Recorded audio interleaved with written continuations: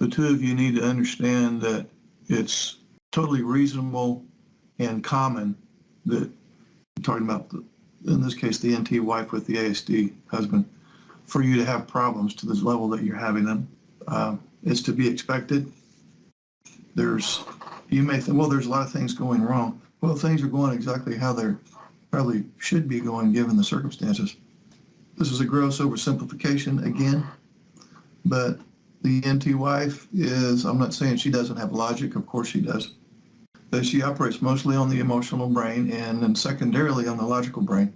Yes, you have LQ, logical intelligence, you have EQ, emotional intelligence.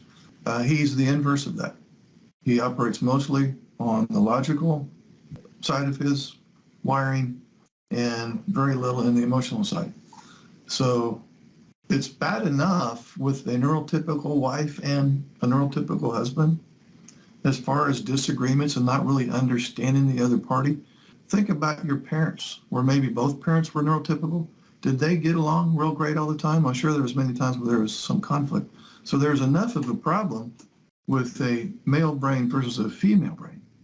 But you're double indemnity for you because now you have that dynamic plus the NT female brain with an ASD male brain. I don't want to over dramatize this, but I feel comfortable saying it is a worst case scenario. It's a worst case scenario. Almost any other combination would be better if it was even with the NT husband and the ASD wife, it's been my experience that the relationship is less problematic.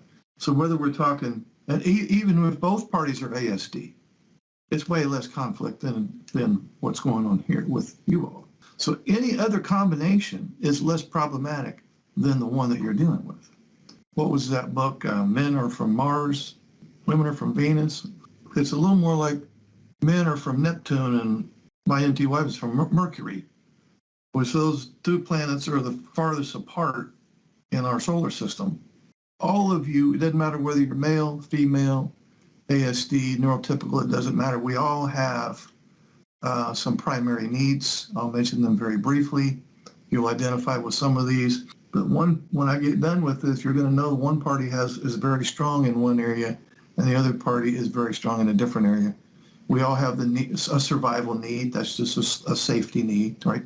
Just basic needs, to make sure we have food, water, heat, shelter, and so on. We also have the need for love, belonging, connection. We are social creatures by nature, so that's an intimacy need.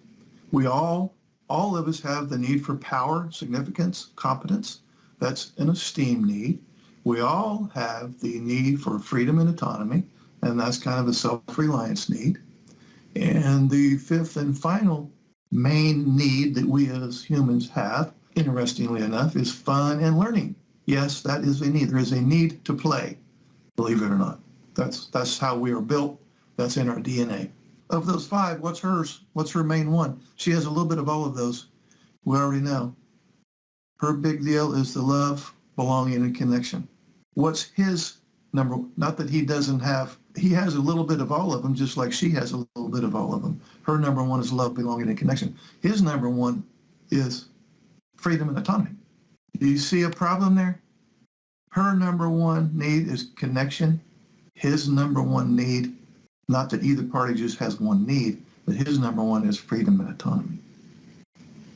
So you see why we have this issue. What's the point of this conversation here? You really need to extend one another a little grace and mercy given the dynamics. I feel very comfortable in saying this is a worst case scenario. I'm not saying it's a bad marriage or that you shouldn't have married cross wiring, but every other combination is less problematic.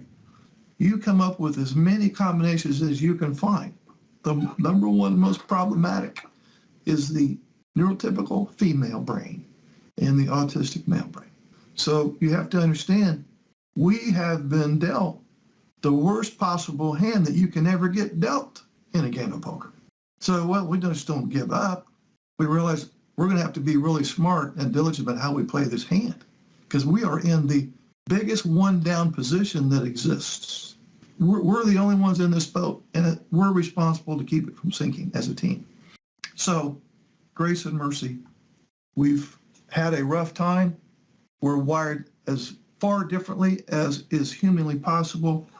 And it's time that I start realizing the gravity of this situation. And instead of trying to get the other person to change, which that's been a disaster, I'm going to have to realize that we're so diametrically opposed. There's not going to be much chance of me getting him to come over to my side, or he's thinking there's not much of a chance I can get her to come over to my side.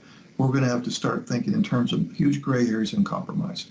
So a lot of times, given the huge disparity, how each party is wired, there's so much misunderstanding, almost like chronic misunderstanding and confusion. So now there's chronic anger, resentment, worry, concern, just a plethora of negative emotions. And then you get to this point where both parties are in so much of their own emotional pain that they just simply don't have the capacity to consider the other person's pain. And grace and mercy are two different things. Grace is, I'm going to extend kindness and love and maybe do things for you when maybe you don't deserve it.